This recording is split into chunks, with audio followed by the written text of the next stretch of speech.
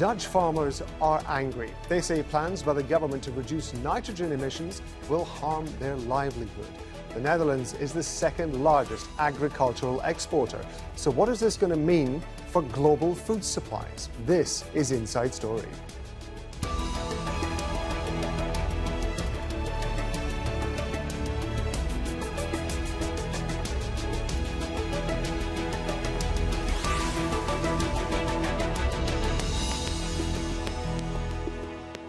Hello, welcome to the programme. I'm Rob Matheson. Farmers in the Netherlands are blocking roads, setting fire to haystacks and even driving tractors through the streets of The Hague. It's all in protest against laws that regulate emissions produced by livestock, but are likely to have a major impact on the farming community and the larger economy. The Netherlands has failed to meet its emissions reduction targets, so permits for new homes and roads have not been granted since 2019 to prevent further pollution. And the government's introducing tough new rules. Its $100 billion food export industry, one of the biggest in the world, could be badly affected. And this is happening when the war in Ukraine is already putting global food supplies at risk. Now, we're going to bring in our guests in a moment. First, this report from Step Vassen in Nijkerk in the Netherlands. Farmers have said they want to paralyze the entire country. They have announced that they want to block access to the main airport, Schiphol, other airports, the port in Rotterdam. The situation has been escalating between farmers' organizations, the farmers themselves, and also the government on the other side in the last couple of weeks. There have been farmers detained at certain actions. Police was involved. There has been aggression also towards the minister. And now here we are at a food distribution center, one of the 25 that are being blocked today by farmers. And let's have a look around. We see the trucks here. They were ready to go to supermarkets full of food, meat, dairy products. You can hear the cooling machine still running, but they can't go anywhere because look at the other side. There are tractors, there are trucks, there are farmers sitting here. They say no farmers, no food. So they say we want to let the people in the Netherlands know that the farms can't be closed because they're very essential for food production around the country. The government has announced that the farms have to cut more than 50% of their nitrogen emissions, in some areas even up to 90%. There has been research showing that the effects of nitrogen pollution on the ecosystems in the Netherlands is pretty dramatic, and the farmers also say that these figures are not correct. They say that we want a better solution. The government has announced that they want a mediator to be involved, but the farmers have said this mediator is not acceptable to us. They're sitting here, they're waiting here for maybe up to 2 days. Some of them, we've spoken to them before, have already sold their farms because they were not capable financially to run their business. You can see here slogans, if there is no farmers, there won't be food in the supermarkets. That's what they say. Some have even brought some hay. They're sitting here on it. They brought their wooden shoes. It's really a protest. They say they had no choice. We are fed up, and if you push us to the limit, this is what we're going to do. But the question, of course, remains today how the Dutch public will respond to this when there's no food or there's empty shelves in supermarkets today. So what's the plan that's caused so much anger? Well, Dutch farmers have been told to cut nitrogen emissions to between 12 to 70%, depending on how close they are to conservation areas. Those areas are part of what the European Union is calling Natura 2000. It's the largest coordinated network of protected areas in the world. Farmers whose land is inside natural reserves will have to cut by 90%. And those who can't do that will have one of three options: switch to crop farming, relocate, or quit the trade. Okay, let's bring in our guests. They're all joining us from the Netherlands. In Zeewolde, we have Jeroen van Manen. He's a dairy farmer and a protest organizer. In Amsterdam, Natasha Olleman is a food and agriculture expert at the Worldwide Fund for Nature Netherlands. And in Gouten, Theo Mandersloot is a mediator between producers and buyers at Agracom. He's also a member of Agractie, one of the largest farmers' action groups in the Netherlands. A very warm welcome to you all. Thank you very much indeed for being with us. Natasha, I want to start with you. This is about nitrogen and ammonia at its heart. Why are they thought to be so bad? Well, ammonia and nitrogen specifically has a huge impact on biodiversity, especially in nature areas. And unfortunately, the Dutch agricultural sector is one of the major contributions to nitrogen emissions affecting biodiversity. In the Netherlands, we are facing a biodiversity crisis. And this is because of decades of government looking away. And finally, the government has made a decision to do something about it. And this is causing a major disruption because farmers weren't aware that they needed to change. But basically, this is not a surprise. It has been going on for decades. And now there's finally an opportunity to make this change and to have the budget to be to enable farmers to actually transition to a more sustainable, nature-friendly way of producing food. Jerome, you're shaking your head there. Is this about nitrogen and pollution, or is there something else going on here? No, well, we have a few different problems, but the main cause of this all is because some left-wing parties in the Dutch government want to have a reduction of the Dutch national herd, at least by 30%. Well, they wanted to have 50%, but that's the main cause of all. And when we look into the nature, the point like Natasja Oelemans was telling you about, reports, all of them say over the last few years, 85% of Dutch nature is in perfect condition. Of the 15% of the nature which is not in good condition, there are about 1,500 ways to improve the nature, and about 50% of these 1,500 ways is not even done yet in the Netherlands. And nitrogen pollution is only one of them. So that's what the Dutch farmers are saying. When some bit of nature, the 15%, needs to be improved, that's okay. But then we use all the different ways you can do to improve nature. And nitrogen pollution is only one of them.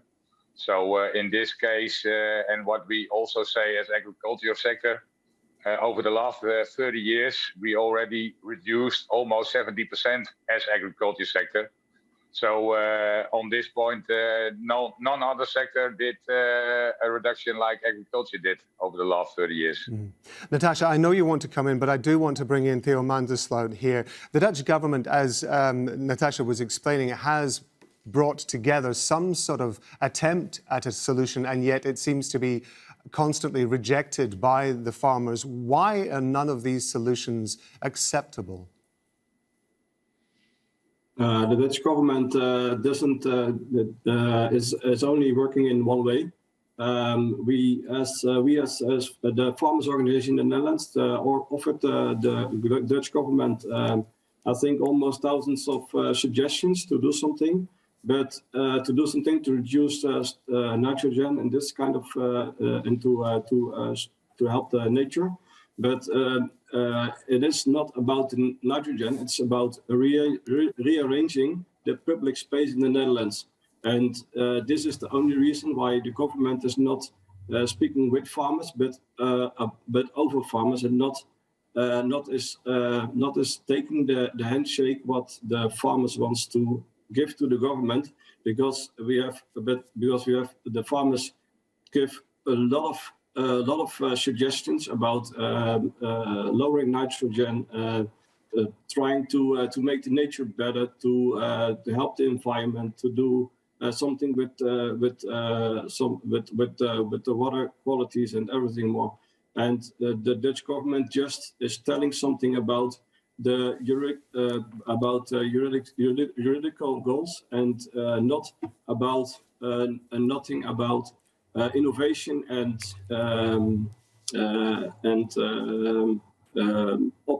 possibility solutions.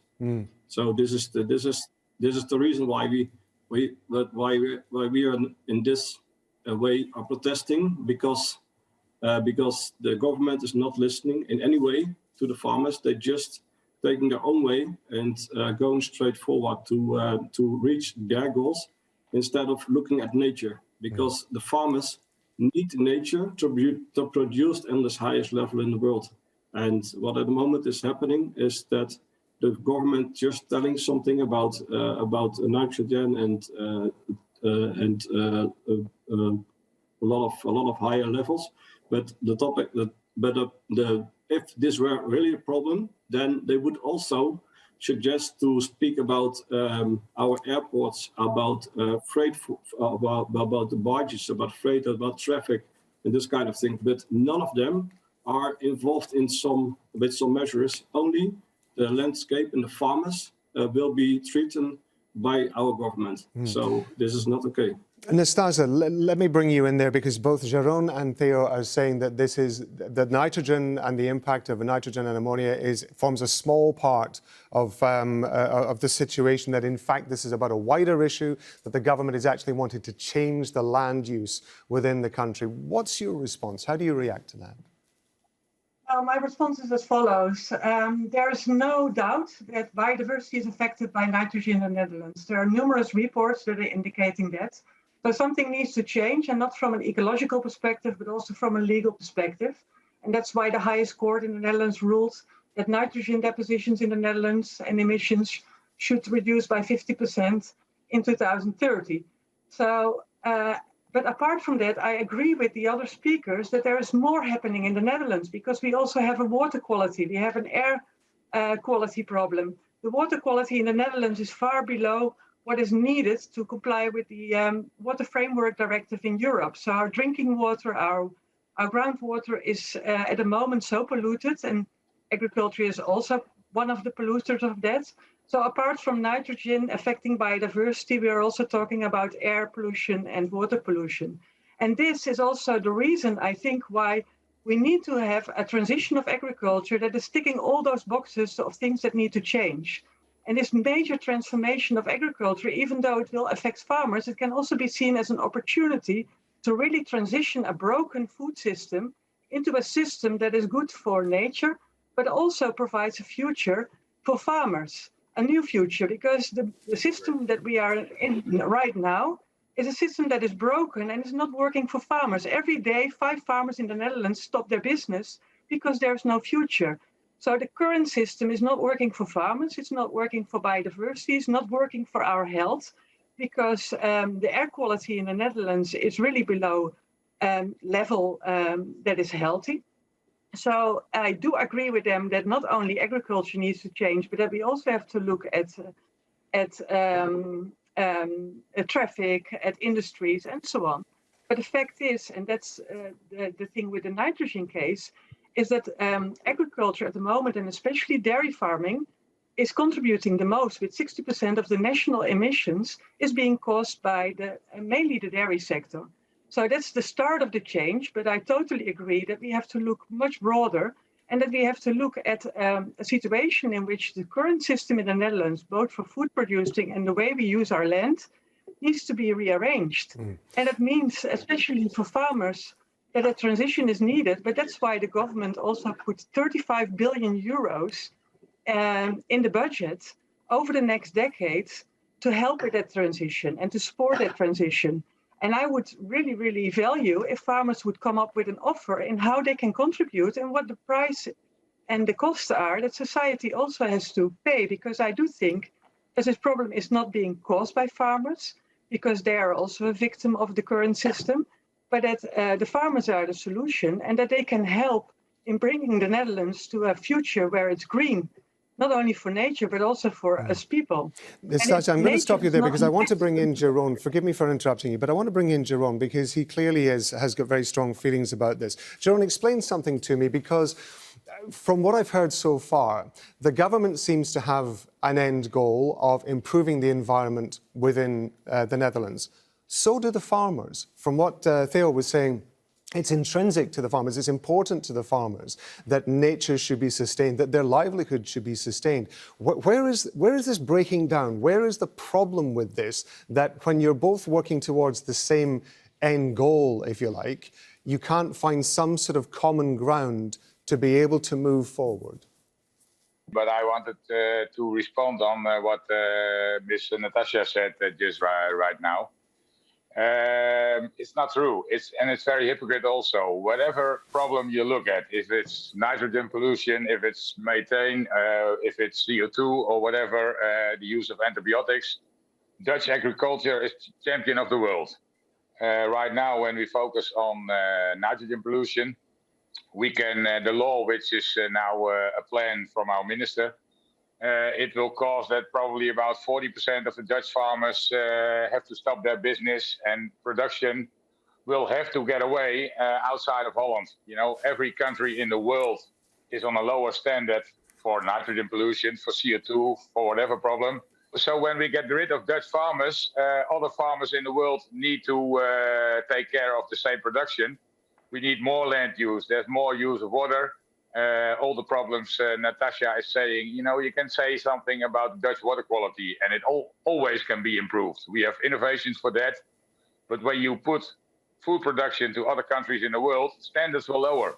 So then in 10 years' time, the Dutch citizens are eating food which is produced on a lower standard than it's produced right now. You know, when we want to solve a problem, we have not only Holland in the world, but we need to see climate and nitrogen as a worldwide problem. And then we can improve the world by getting to Dutch standards, not only to get rid of farmers in Holland, because it's only moving the problem away out of sight, and nothing is solved. So it's ridiculous and also hypocrite.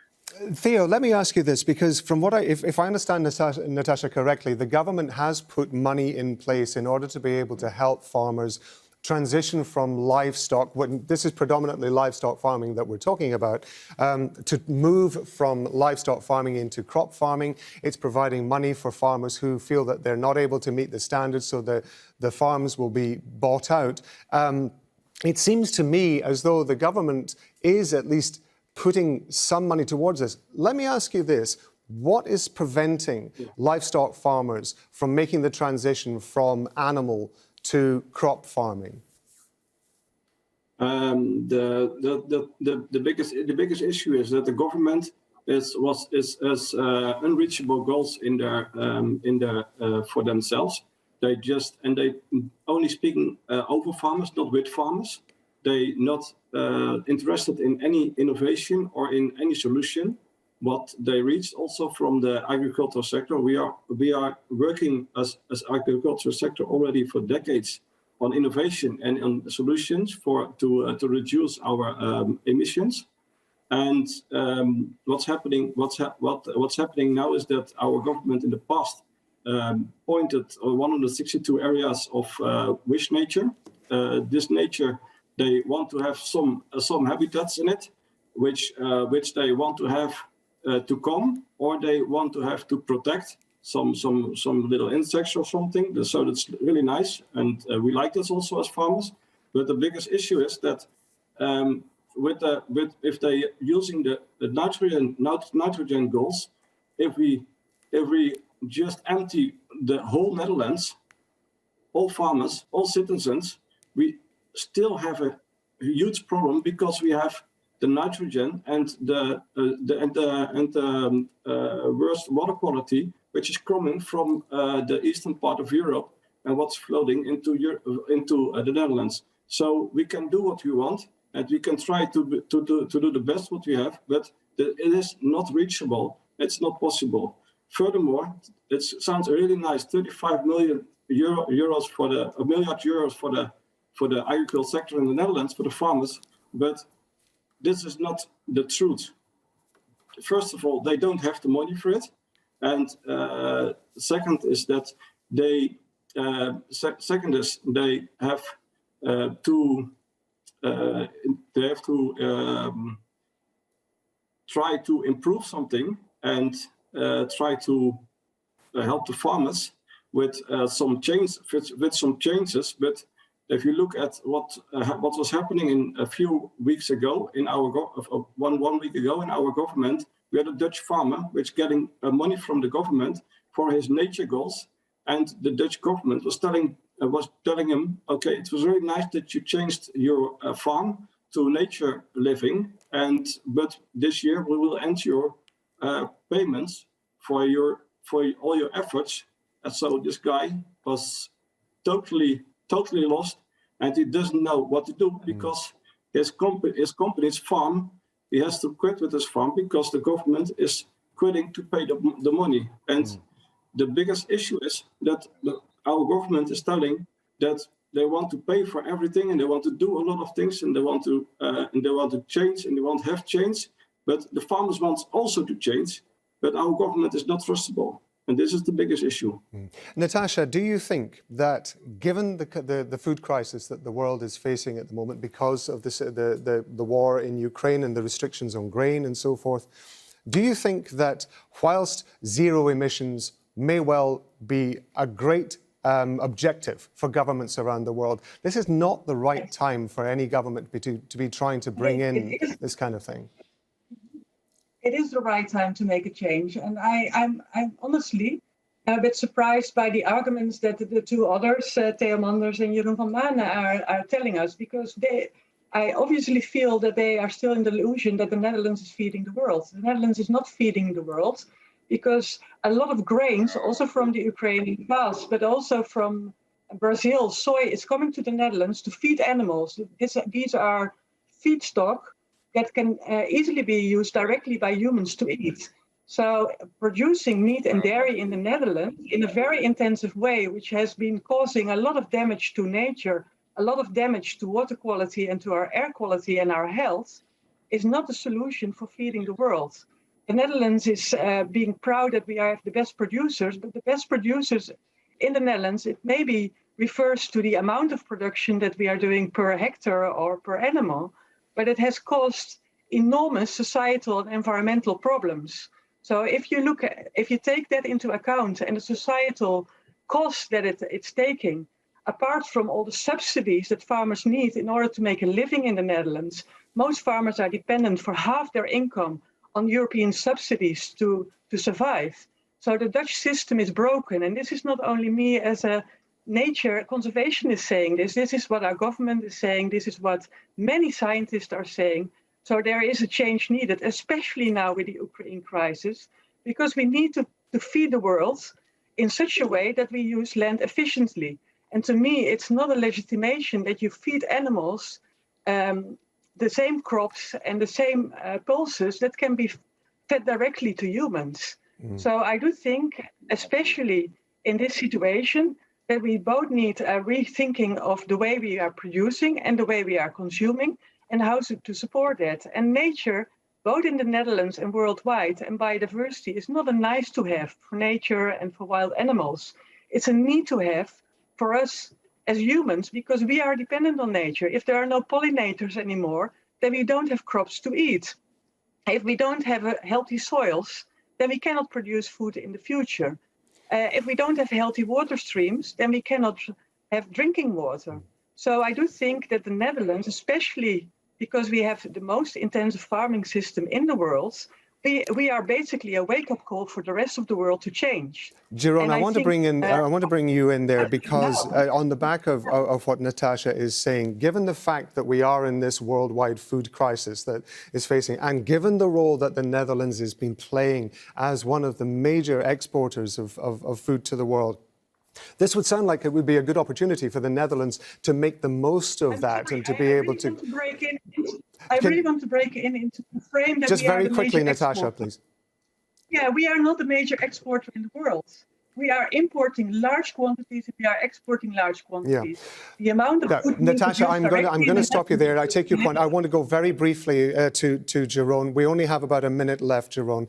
Given the fact, coming back to my original point, given the situation in the world, this would be an opportunity for the Netherlands to play a role in feeding the rest of the world. Would it not be to everybody's advantage, to the farmers, for the farmers to find a solution to this problem and quickly and get back to what they do, which is producing food? Just very briefly, if you could. Yes, that's right. But yes, well, Dutch agriculture can teach the world a lot of good things, and I think before that. We need to have an agriculture in Holland which is big enough. You know, when there's only 10 farms left, knowledge will be gone and we can't teach the world how to do it. We have major solutions for all problems in the world. That's why we are a world champion on every part of whatever problem you have. Dutch agriculture is needed for that. So I think we need to have a strong national agriculture sector. Jerome, we're going to leave it there, but thank you very much indeed to all three of you. I want to thank all our guests, Jeroen van Manen, Natasha Orleman and Theo Manders. Clearly, there's a lot of debate to be had here. Thank you too for watching. You can see the programme again anytime by visiting our website, aljazeera.com. And for further discussion, go to our Facebook page. That's facebook.com/AJ Inside Story. You can also join the conversation on Twitter. Our handle is @AJ Inside Story. From me, Rob Matheson, and the entire team here in Doha, bye for now.